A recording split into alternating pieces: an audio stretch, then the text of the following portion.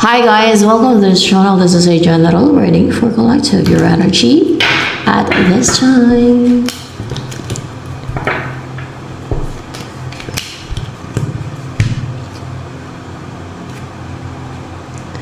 You are courageous and driven by love. Maybe you're in love and you're courageous to reach out or offer a cup of love towards your person so that you will be happy with your person.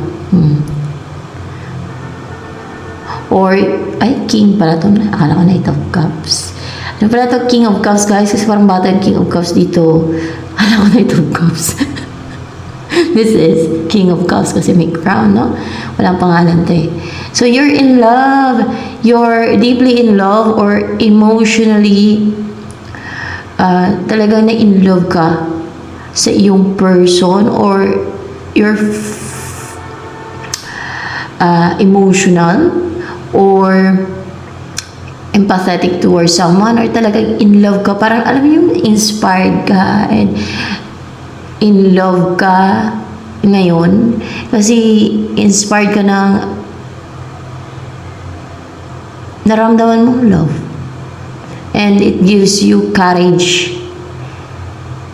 and it makes you positive kung ano man yung balak mo para mangyari to na masaya kang magkasama ng person mo. You're happy kasi nakasmile dito yung King of Cups. You're happy. You're in love. You're happy.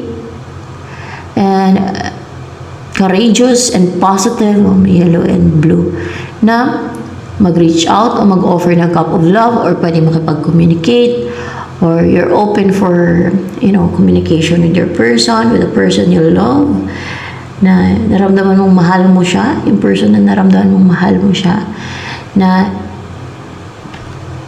positive yung feelings mo right now and in love. Wow. So, hindi nagtagumpay si Queen of Pentacles in reverse. Ano tong Queen of Pentacles in reverse dito na lumabas? Ano yan siya? Hindi nagtagumpay si Queen of Pentacles. Ito yung nag-reach out sa'yo, may sinesend sa'yo. Ano yung Page of Cups dito. Ano yung nag-reach out sa'yo? Hindi. Yan ang may sinesend sa'yo. May sinesend siya sa'yo. May sinesend to sa'yo. Like, hindi siya nagtagumpay sa mga sinesend niya sa'yo. Unstable siya. Unsecured. Maaaring nagbabackfire pa sa kanya. May sinesend siya sa'yo, guys, na hindi napupunta sa'yo. Hindi natutuloy. Hindi nakapag-travel papunta sa'yo. Yung sinesend niyan sa'yo. Ano yun? Like spell? Hindi. Ano yung sinesend siya sa'yo na hindi nakapag-travel papunta sa'yo? Demon? Baka demon. Demon. Na malakas pa naman na demon. Demon yan. Yung sinesend yan sa'yo pero hindi nakapag-travel papunta sa'yo. Unstable siya and hindi matagumpay, no? Hindi nagtagumpay, hindi nag-succeed, hindi victorious. Ang ginagawa niya siya na pag-send ng demon. Sinisindan ka niya ng demon, no? Evil to, guys. Masama to.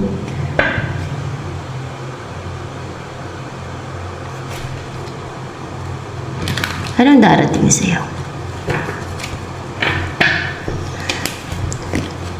And yung ini-embody mo energy.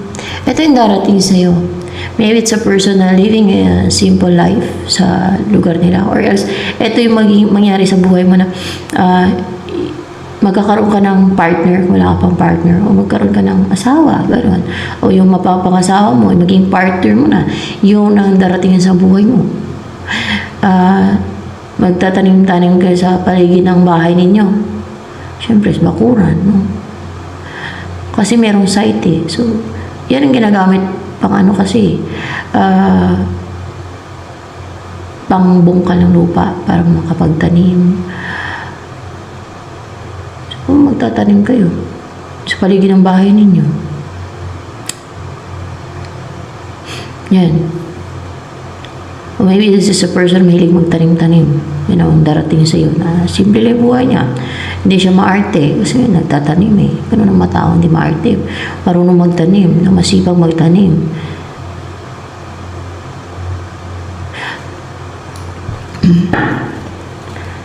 Embody mo energy right now. Ay, busilak ang puso mo. And you know, pagka tumitingin ka sa langit, you look up in heaven, bukas din yung third eye mo. Possible, nakikita mo yung yung liwanag, or else may nakikita kang anghel na nag-guide sa'yo. Pwedeng kahit through vision, sa vision mo, sa vision, yung tulog ka na, parang panaginip yung vision, pero merong messages ang kasi, ang pinagkaiba ng vision sa panaginip, ang vision ay messages yan siya, para yan siya panaginip, pero messages yan siya from celestial being, connected sa mga celestial being, like angel, o Jesus Christ, or else God mismo, no? Nakipag-communicate, o mayroon siyang mensahe. Yan ang mga vision, guys. Mayroon siyang mensahe sa'yo, meron silang mensahe sa'yo, meron silang message sa'yo, ganon. Or else ay, alam mong protected ka, na nasa side ka ng liwanag. Alam mo, you always protected by God and celestial beings, no? And pure yung heart mo, puti, busilak yung puso mo. You're also wise. You gain wisdom. You have acquired wisdom through your experiences and experiences of others. And mabuti ang kalooban. You're so pure. Maka-Diyos ka. Alam niyo, mga pure-hearted na tao. Yan yung mga taong umiiwas sa paggawa ng masama, sa may pinagbabawal ng God. Lalo na yung paggawa ng mga evil o deceit and scheme, ayaw niyan. Kasi naniniwala sa God eh. Ang taong mga religious o maka-Diyos talaga at mga busilak ang puso. No? More on good ang kanilang gawain. No? Mabuti. Yan.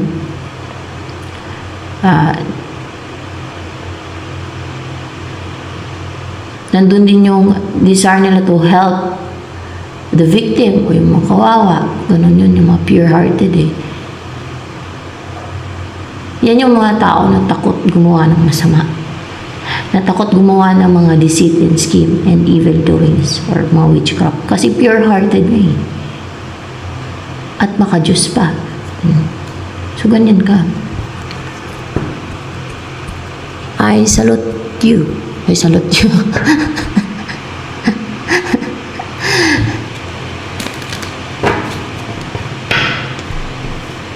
So,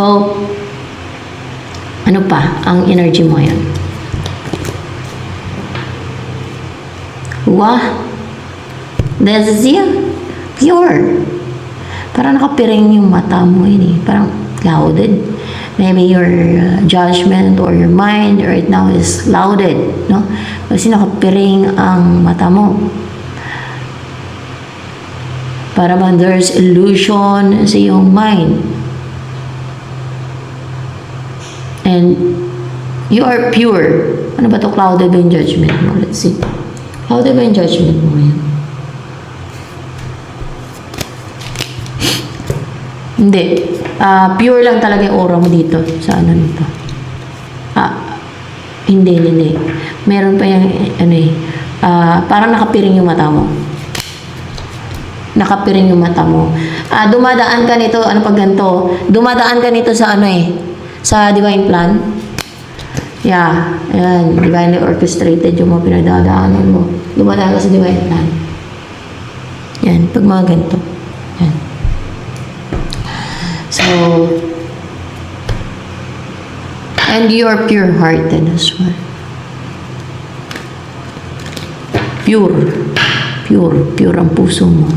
Busilak ang puso mo. Mabuti ang kalooban mo. And dumadaan ka ngayon sa divine plan. Divinely orchestrated ang buhay mo dito sa mundo. Ayan.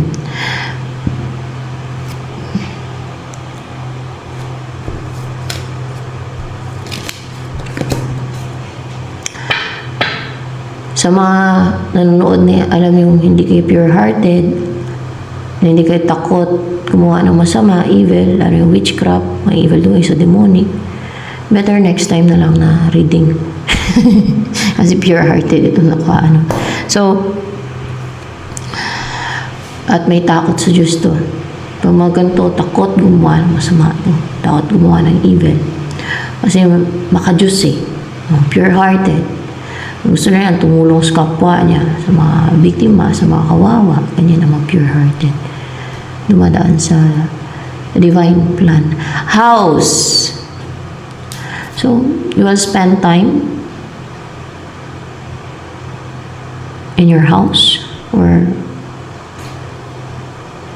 maaari manatili ka sa bahay mo. Mag-relax. You will feel secured and stable sa iyong tahanan. Yun ang mga next na mangyayari sa iyo.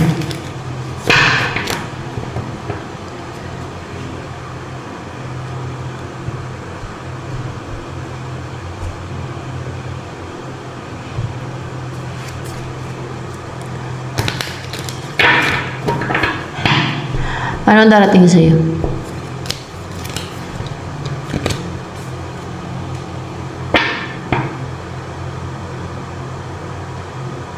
Itong person na hindi defensive. Itong person na hindi makatulog. Experience ng insomnia. Ano insomnia? King of Wands in reverse. May insecurity. Parang nagra-rush to na makuha niya yung goal niya. And this is your ex. Ex-lover, past person. Pero hindi na siya defensive. Parang unstable yung mind niya ngayon. Parang na-atake yan kung hindi makatulog. Yung isip niya. Insomnia siya. Magre-reconcile to sa'yo. Makapag-reunite sa'yo. Makapag-unite sa'yo. Makapag-reunite kasi past person may. So magkakaroon ng yun sa inyong dalawa nito. Yun ang intention niya. Ang ma-unite kayo.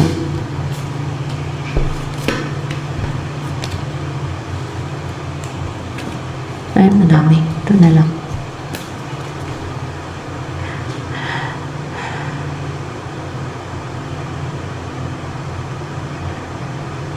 Yung mga bitter, cold, yung parang feeling na may karapatan silang madlang sa inyong union, mas stagnant to. Ma-trap, siguro sa ano yun, sarili nilang ma-trap. Ma-trap sila. Hindi, ma-trap sila. Basta ma-trap. Ma-trap lang sila. Sino i-trap yan sila ng anghel? Parang ganyan ang mangyari sa kanila. Kasi gusto nilang madlang kasi feeling nila may karapatan sila. Wala silang karapatan sa union nila ninyo ng person mo na yan kasi divinely guided pati yan at it's divinely orchestrated. Kung dumaan kayo sa divine plan, yung inyong pinagdadaan ay divinely orchestrated. Kaya may mga bitter dito, may mga gusto oppose kasi yun ay plano ng God. You know, evil forces opposes God's plan. No? Siguro ano ba ito? Mga gustong madlang dyan, mga fallen angel. Baka fallen angel yan. Mga fallen angel yan, guys. Ganyan ang mangyari sa kanila. Yeah, they're strong. Parang leon. No? And matapang. Tingnan nyo. Matrap sila. Itali sila ng manghil. London bridges falling down. Falling down. Fallen angels yan.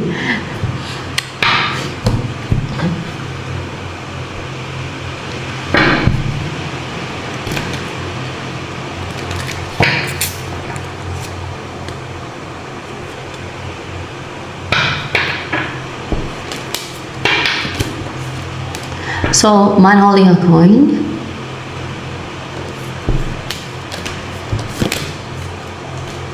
Ay, maging napaka-abundant ng buhay mo. Ka-abundant na yung buhay mo kasi you are so stable and secured and hardworking and secured financially or financially secured throughout your life. Mas lalo pang maging abundant yung buhay mo na wala nang hinto yung pasok ng kasaganaan sa buhay mo, yung abundance. Napakaliwanag at napaka-positive na maging buhay mo.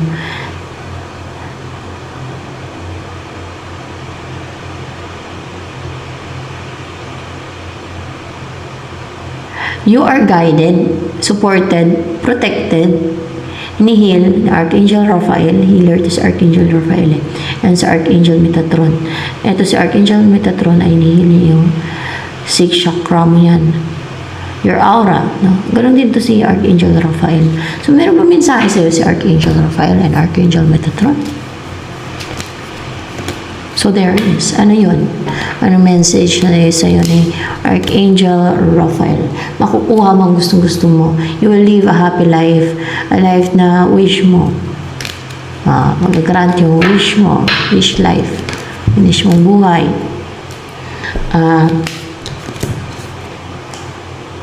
Na yung person na na-left out in the cold ka, meron kang person na ginusting ka niya or nag-ghostingan kayo, ginusting mo man, kung sino man sa inyo nag-ghosting o both of you, pero kayo nag-ghosting, si isa't isa, ay magkabalikan kayong dalawa, babalik siya sa buhay mo, babalik ka sa kanya. Ayun na yun, guys. Parang,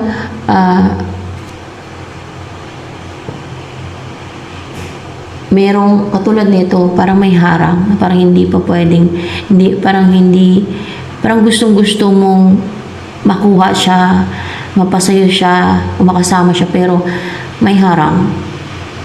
You can take it yet, agad-agad. Kasi parang may block sa inyong dalawa, hadlang. Pero kasi may ghostingan, no? Merong maharang sa inyo, and you feel na left out in a cold, parang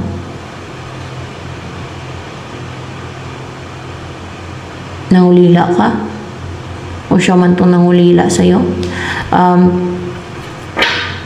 So it depends sa inyong situation kung person mo to, sa person mo to, ikaw yan. Well, Page of Pentacles in reverse.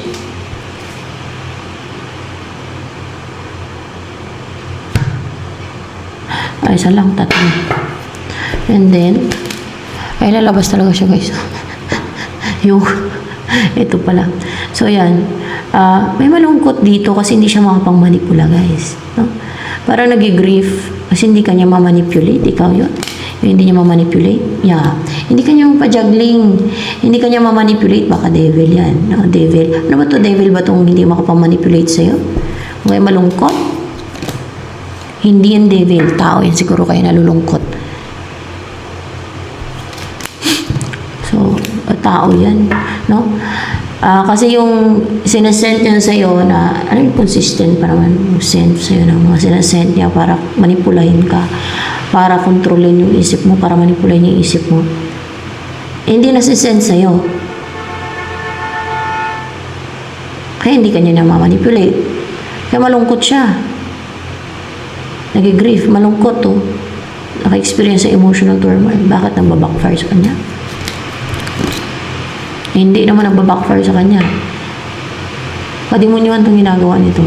Ano yung sinasend yan sa'yo? Spell, kadalasan yan, spell eh. Spell ang sinasend yan sa'yo. Baka hindi lang spell. Ang daming deceitful dito, pero sa huli ang masisisi naman yan. Pag nasa kabilang buhay na, yan ay may warning ang ganyan sa Bible. Sa mga ganyang gawain na yan, ang kanilang soul na magmagawa ng witchcraft and sorcery, ang kanilang soul ay doon nilalagay nga sa portion na lake of fire may sulfur, which is impyerno, afterlife. Sa Bible yan, guys.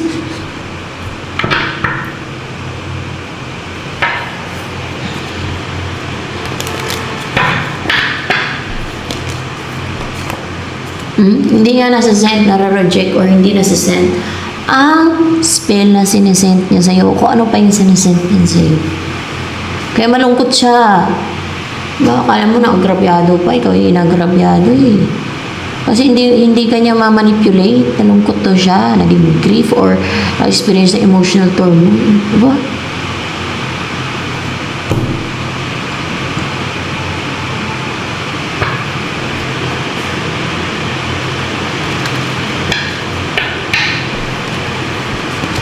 Mangontrol siya ng iba, no? Coffin. Kasi you are like this, no? Parang nasa, yeah, this is you na maka-relax ka ng gusto eh. Maano ba? Mahimbing yung tulog mo. Protected ka. Parang may shield ka na parang itong coffin na ito. Yan ang shield. No? Tapos may liwanag pa. Protektado ka ng liwanag eh. Ng God eh. Ng celestial beings eh. Ng kalangitan eh. Oh.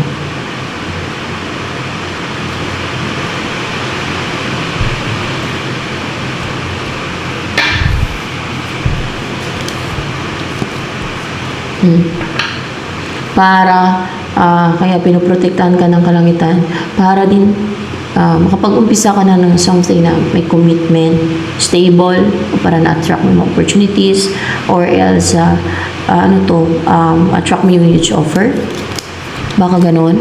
Hindi. Para ma-attract mo yung opportunities o hindi. Para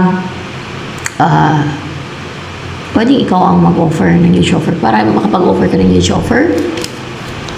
Para makapag-offer ka ng huge offer. Saan? Dito sa person na mahal mo?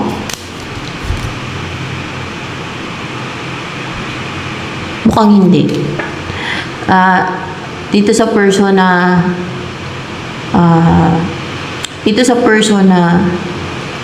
nagki-care ka. Tingnan natin. Yes! Dito sa person na nagki-care ka sa kanya. Oh. Yan ba yung person na parang you're emotional or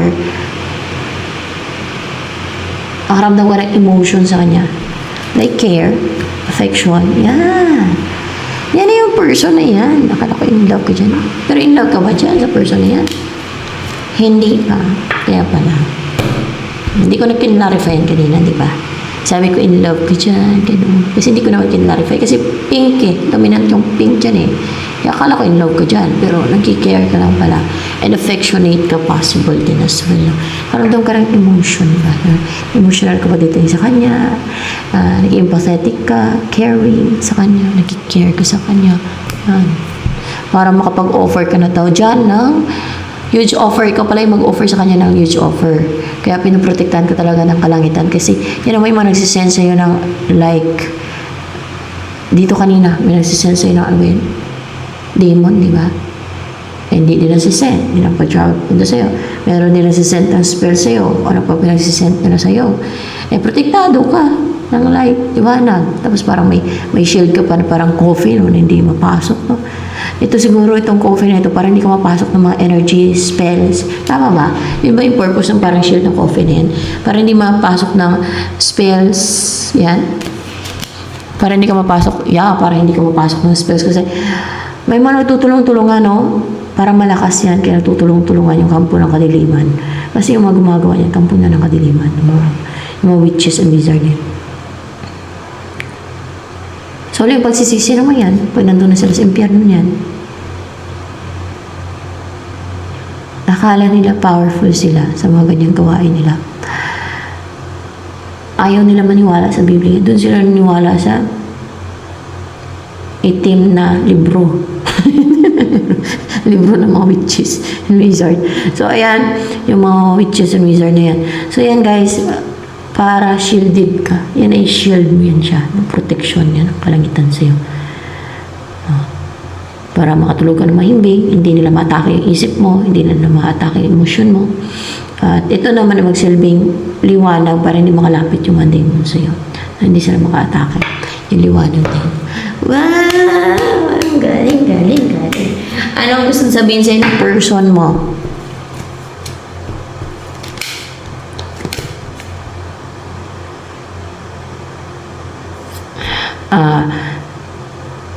Nag-heal daw siya ngayon. Nag-relax, nag-heal.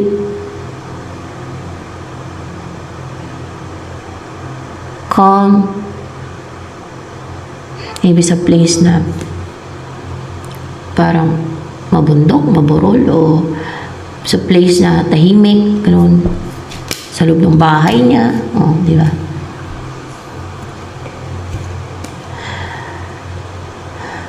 O maybe tenga.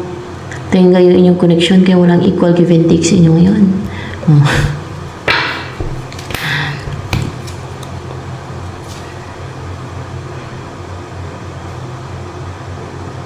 Excited na daw siya, guys. Sabi ng person mo na excited and brave na siya. And positive na mag-start na mag-take ng action. Upright ba to? Palang pa eh.